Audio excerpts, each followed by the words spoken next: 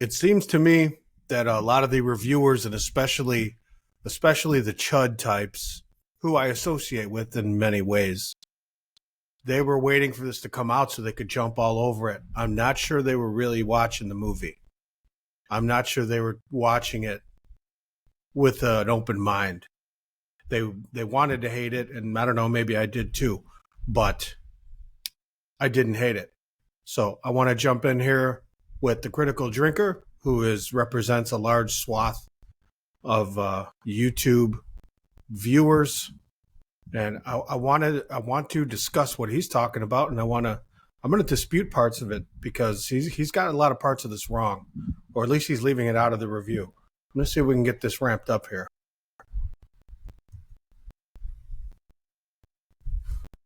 Let me try to start it.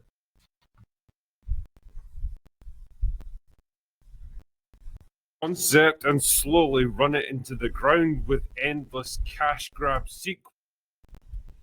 If ever there was a perfect example of Hollywood's ability so you notice to take I had a to great slow it down concept because and he's talking run it really into the fast. ground with endless cash grab sequels, it's got to be Jurassic Park. The original movie was an all-time classic of modern cinema, seamlessly blended together a compelling script full of action, intrigue, and wonder, a great cast of characters who actually made smart decisions and acted like real human beings, cutting-edge visuals, and a story that dealt with thought-provoking ideas I don't know, maybe like the power and danger of science gone wrong, I'm not talking fast man's enough. attempts to play God, and nature's ability to fight back. It was one of the first movies that I ever saw in the cinema, and probably the only film I went back to rewatch multiple times. I say all this because if you ever want to experience the kind of cinematic whiplash that will leave you paralyzed from the neck down, then watch the original Jurassic Park right before going to see Jurassic World Afterbirth, a movie that I can best describe as anti-storytelling. That is one big pile of shit.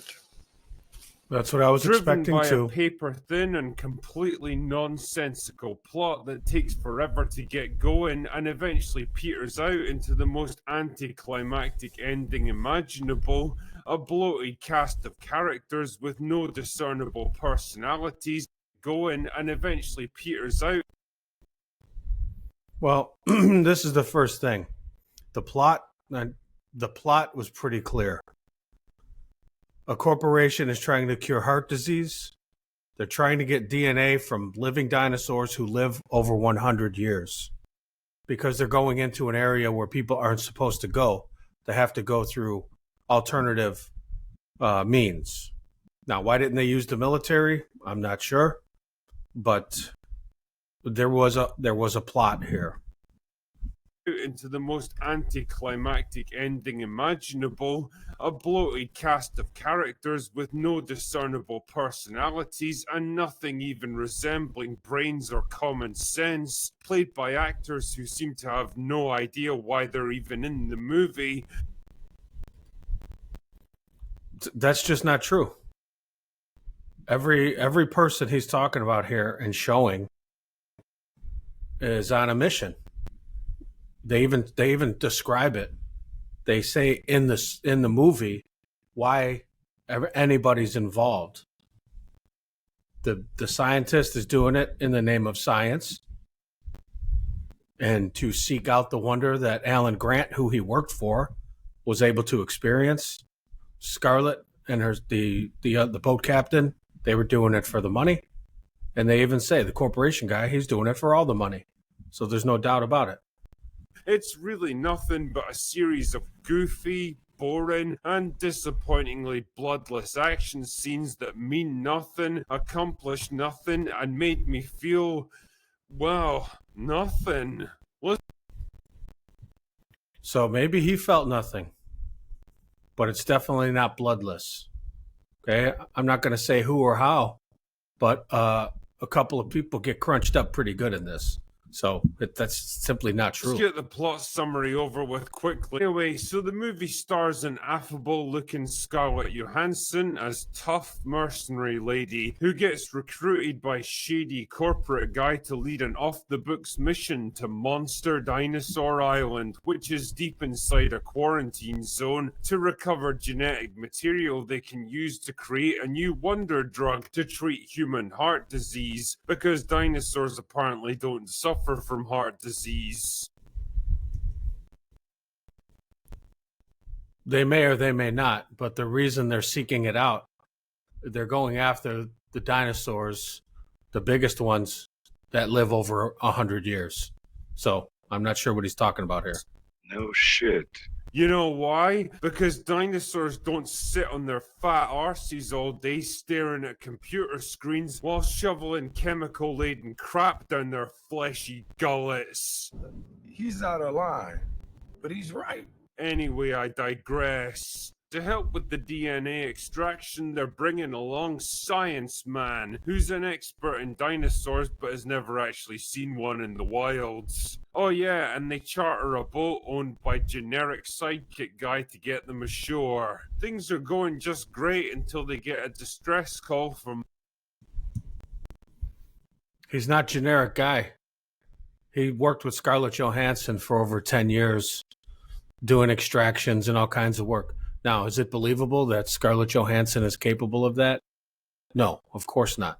But she's in the movie. She's the star of the movie, and probably one of the few reasons anybody's even going to see this, because of her huge name recognition. So, but there's a reason she wanted to hire that guy. Diverse modern family whose sailboat got attacked by water dinosaur. What the fuck were they doing inside the quarantine zone? How did they even manage to get in there without being spotted? What father in his right mind would knowingly take his children into such a dangerous place for no apparent reason? Just don't think about it too much. Okay, so he's got a point here. However, they attempt to explain it away by saying, because that's exactly what the boat captain asks the father of this family whose boat was wrecked by this big dinosaur. And he said they were crossing an area from Cape Town to somewhere, or vice versa, where thousands of people cross all the time. They just happened to be attacked by the dinosaur. Now, do I wish they had explained why they started attacking when people are in this area all the time? Yeah, I guess so. And maybe they clipped it out. Maybe it's on the cutting room floor, but it's not like it wasn't addressed at all. Now, they also mentioned later where he says, your mother's never going to trust me again to take you. Now, all right, fine. They don't say what the backstory is there, but it's not really necessary in this movie. The thing is, they're out there in the water and they get wrecked. It moves the plot because when the boat gets wrecked, they send out a distress call. And the boat captain, when they're about to get the first sample from the first dinosaur, he tells them to plot a new course, to go and save the family. He begins to care more about saving somebody in a distress call than the money that they're going to get from the job. That's significant. So they rescue diverse modern family, but oh no, then they get attacked by the water dinosaurs, which forces them to drive their boat directly onto the rocks and wreck it. Not exactly. That's not really what happens. He's either glossing over this intentionally, or is it possible he didn't even see the movie? Okay, this is going to spoil it. The boat is attacked, and while everybody's trying to deal with the attack, the girl of the family, the teenage girl, runs to do a distress call. And then the corporate guy doesn't want anybody to know where they are, so he tries to stop her. She then slips and is hanging off the side of the boat. And the corporate guy doesn't save her. He lets her fall into the water. Is that a dick move? Yes. All right. Does he pay for it in the end? Yeah. But that's why she's in the water. What he's leaving out is The boyfriend, who up to that point is a meathead, then does the honorable and heroic thing that somebody in love does. He jumps right off the boat to save his girlfriend. Then the father, who loves his family, grabs his other daughter and jumps off the boat to be with their family because they'd rather take their chances swimming to shore than being on this boat. All right, so he's just skipping over all of that. And really what happens is the boat captain cowboys up again and tells everybody else to jump off the boat, knowing he's going to ground it into the shallow water where the dinosaur cannot go. So he's just skipping all of that, and I don't understand why. Fuck it, just go with it. And for some reason, diverse modern family all jump overboard and get separated from the others for the rest of the movie. They didn't just jump overboard. I just explained that. But tough mercenary lady's not about to give up yet and decides to stick to the plan and recover the DNA, then get themselves onto a rescue chopper that will pick them up in 24 hours. Wait, if they have access to a helicopter, why didn't they just use that to get to the island instead? Well, what he's skipping over is that Scarlett Johansson did that as a plan B. I guess because of her experience, she wanted to have an alternative plan. The corporate guy didn't know anything about it. Nobody knew anything about it. Only Scarlett Johansson did. But he's leaving that out. I don't know. Just don't worry about it. But this isn't just any old island, don't you know? It's Monster Dinosaur Island, where they left behind all the genetic freaks that were too scary or dangerous to use in the original theme park. Wait, wouldn't that mean that their DNA is all corrupted and shit and too dangerous to use in humans? Don't worry about it. Also, why are most of the dinosaurs on the island perfectly normal looking and would have made excellent additions to the park? Don't worry about it. That's not what this is about. This movie is not about the park at all. So they get the DNA and reunite with diverse modern family at an abandoned research base. Nobody is talking about the little baby dinosaur. That's if it's even a baby. So, spoiler alert again. This baby acts like a puppy. Okay, with the little girl. It's a cute moment. She's got like a little puppy, a little pet dinosaur who they end up bringing back with them at the end, which I have not heard one person mention that. Okay, maybe that just leads into the next movies, but is this little baby dinosaur going to survive while the other ones are dying off? Is this new baby dinosaur going to be the progenitor of the next generation who can adapt to our area, thereby creating, a whole new possibility? But they don't even mention it.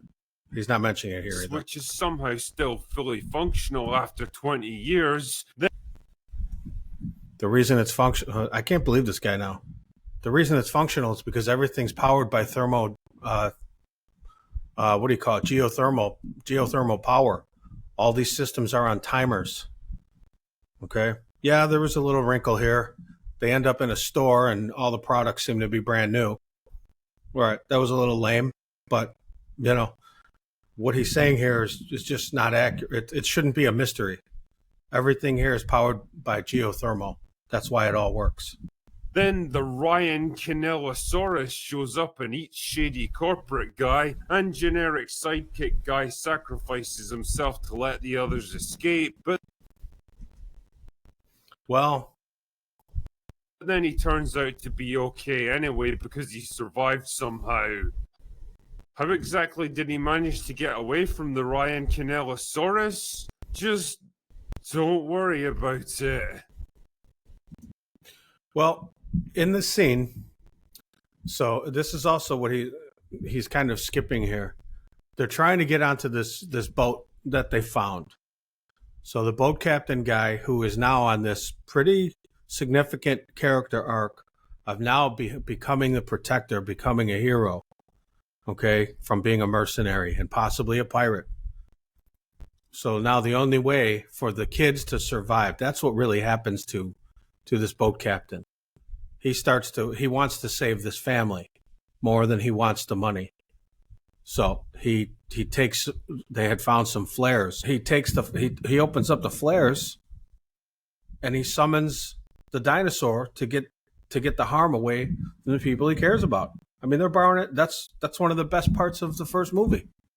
And it's almost. And did they borrow it? Yeah, I guess so. I mean, Alan Grant lived, many times. Anyway, I mean, it shouldn't be much of a stretch. It's the middle of the night, and the dinosaur, if it can only see light, which I think they say, he's walking around with a flare. You throw the flare over in that direction, the dinosaur follows the flare. You swim away into the darkness because it's pitch black. Okay. Then they all leave, and that's it. That's the movie. My first thought when the credits rolled was, what the fuck was the point in this film? I mean, it's basically a bunch of people I don't care about going to a place I'm not particularly interested in to do a thing that doesn't really matter anyway. Then there's all the abandoned plot threads that are introduced but go absolutely nowhere, like the ancient ruins in the cliffside or the crashed chopper from a previous expedition. Okay, this one I can't believe how he missed this. The chopper has nothing to do with it because this corporate guy who was trying to protect his interest and his company's interest, he finds a pistol. You could see it right here in the shot. There's a pistol in the hand of the dead pilot, which he then uses because everybody's mad at him because he let the teenage girl fall off the boat. All right, he knows they're all mad at him. He's getting the pistol so they don't attack him and either kill him or imprison him or do whatever. That's what this scene did. It was how he got the pistol. And it's also how, if you saw this, you know what happens with the pistol afterward. Or the traumatic backstory for tough mercenary lady. It's like the studio came up with the plot by doing a single brainstorming session, taking the first pitch that someone spitballed together and just ran with it. And okay, he may have a point here, but I'll tell you what I think. I think they couldn't decide which movie to make, so they combined them. But I have another theory. This you might find interesting. So note this, because I'm not sure anybody else has said this. Okay, the family is being chased by dinosaurs. The scientists and mercenaries are chasing dinosaurs. You can't do both necessarily. So they're trying to create the peril of being of close calls and being pursued. While the other crew, as I said, the mercenaries and the scientist and the corporate guy, they're on the hunt. They're hunting, trying to get these blood samples, to cure heart disease. That's a pretty clear distinction. I don't know why everybody's missing this. before anyone jumps in with the old, it's a Jurassic Park movie, drinker, it's not supposed to be smart argument, fine, I can handle a dumb thrill ride if that's what these movies have devolved into now, but I at least expect it to make some kind of fucking sense. And that's the thing. This movie doesn't. The plot relies on the most insane contrivances and coincidences just to hold it together. Like, oh my goodness, isn't it convenient that diverse modern family and tough mercenary girl just happened to arrive at the same place at the same time for the finale? No, that is not what happened. When they were all on the boat, somebody mentioned there's a village somewhere on the island where they could go until they are rescued, okay, by whatever rescue team is going to be coming, or that there's some kind of facility where they could go. That was before everybody, the whole family jumped off the boat after the girl fell off. Now, how did they find the village? The family finds the geothermal pipeline, which they've traced back to the facility. The helipad where Scarlett Johansson's backup plan chopper is going to land is at the facility. How can the drinker of all people not see this? I don't believe it. Or how literally the entire movie is predicated on a Snickers wrapper getting sucked into a fucking air vent. I'm not kidding, by the way, that's literally what kicks off the entire events of this film. Character motivations meander all over the place with zero explanation. The cast is way too bloated for the plot that sustains them, and the narrative jumps backwards and forwards between diverse modern family and tough mercenary ladies grouped with such massive chunks that you actually start to forget what everyone's doing and why. I think I just explained that a minute ago. I'll explain it again briefly. The family is being pursued, trying to find help. The science team is pursuing dinosaurs, trying to get paid. Pretty simple. And I'm not kidding, the diverse modern family are such a bunch of hapless comedy retards that I was actually rooting for the dinosaurs by the end. Well, I don't know. This I just disagree. You know, and I'm not I'm not an old softy by any stretch. What happens to this family is the father has his teenage daughter and her meathead boyfriend and the little girl. He doesn't like the boyfriend because he's a meathead. Throughout this story, the boyfriend goes from being a knucklehead to being a man with some rites of passage, protecting his family, protecting people. Now he trusts his daughter's judgment. Now he sees what she sees in this kid who otherwise was an idiot. Okay, so the little girl in here, she doesn't pull off any big heroics. She gets to bust one move just because she's small. How is that different from other movies? How is that different for a little kid being able to slide under something or squeeze between something or climb over something that a bigger person can't? So that happens in here. And again, she's also carrying the baby dinosaur with her, which nobody has mentioned. The script also can't seem to decide who the main character is. I mean, it should probably be Science Man, since she's a more logical and relatable POV character than tough mercenary lady, but I guess Scarlett Johansson's a bigger name, so she's awkwardly shuffled into the top spot instead. Okay, fair point. I'll agree with that. But what he's not mentioning is that while Scarlett Johansson is interacting with this nerdy science guy, he is becoming more of a mercenary, where she is becoming more of a, maybe not a scientist, but they're becoming just a man and a woman. Okay, they're starting to fall for each other. It seems like that part doesn't really go anywhere. All right, fine. But that's what was happening in the movie. I don't know how he's not seeing this. The problem, though, is the script can't seem to decide what kind of character she even is. Is she a cold-hearted killer who's just out for money, a quippy and light-hearted hero with a flirtatious side, or a troubled ex-soldier with a dark past? I don't fucking know. Okay, maybe he doesn't, and maybe I don't either. Maybe that's a way to say people are complex, or maybe that's a way to say women are complex, or maybe that's a way to say people can be more than one thing at a time. I don't completely disagree with what he's saying, to the way they handle it, especially in the beginning. There did seem to be a little too much smiling and laughing for people who are on a mission like this.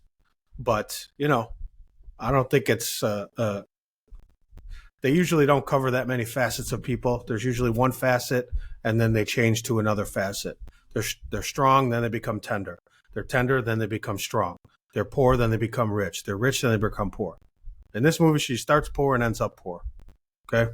Script tries to make her a bit of everything, and it's just as tonally diluted as you might think. Scarlett Johansson struggles through the movie with the faintly baffled smile of a star who can't wait to cash that paycheck and get the fuck out of there. And quite frankly, I don't blame her. Generic sidekick guy is a perfect example of how to waste a really good actor. Mahershala Ali is a talent just waiting to be used, but the movie gives him nothing to do. He's just kind of there. All right, that's bullshit. That is completely not true. The guy's doing everything. He decides to find the family. He's helping them. He scuttles his own ship to protect the rest of the team, who he doesn't even know the scientist and the corporate guy, but he does it anyway because he wants to save his friend, Scarlett Johansson. He's got all kinds of things going on here. I don't know how the drinker is missing all this. Functionally identical to tough mercenary lady with the same backstory and personality, and eating up a lot of character beats that should have gone to her instead. You know, it's really not that hard to come up with a fun story for a Jurassic. Okay, maybe he's right about that, but the difference is where they're going, they needed a boat. She don't have a boat. He has a boat, so she charters her friend. Okay, they need a boat charter to go here. Why didn't they use helicopters? Not really sure. All right, fair point. But Scarlett Johansson is the only one who knew about the helicopters. Period. Jurassic World movie, but holy fuck, you'd never think so from watching this steaming pile of dinosaur shit. Jurassic World Afterbirth is everything I hate about modern cinema. It's what happens when a studio has too much money, too much resources, and absolutely no idea what to do with any of it. It's a movie that should have been aborted long before it emerged into the world, and if you value your wallet or your sanity, you'll skip this one and just rewatch the original instead. Believe me, you'll have a lot more fun. You know something? I'm going to say this right here because we can see these big dinosaurs in the frame. They're mutated. They have these strangely long tails. You can't just go back and watch the first one instead of this and think, yeah, that maybe I'll do that instead. It's a different movie. It's different people at a different time on a different mission. Okay? It's completely different. You can see these dinosaurs here. Now the part, I mean, I guess there's a lot of spoiler alerts in here. There's a scene in there where they're trying to get a sample where Scarlett Johansson and the science guy, who are like falling for each other, they're standing there watching these two big dinosaurs who are familial, and they're kind of necking. They have these long necks. They are, you know, the two dinosaurs are interacting in an intimate way, not a dirty way. I'm just saying they're like kissing each other, and their necks are rubbing. You know, like a for lack of a better term, a husband and wife dinosaurs. As crazy as that may sound. But later on in the movie, they show a whole herd of these things. So they just have this wrong. It's not as good as the first one. Okay, fine.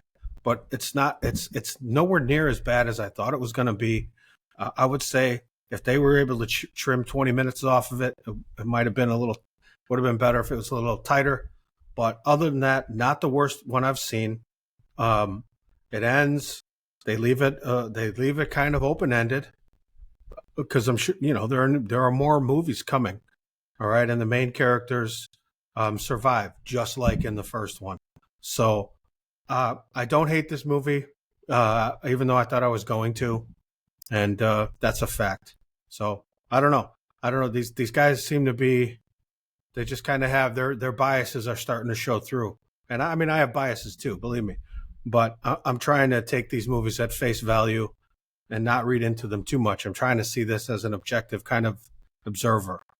So anyway, that's the Muy Macho. That's what I got for you here. Adios. Later.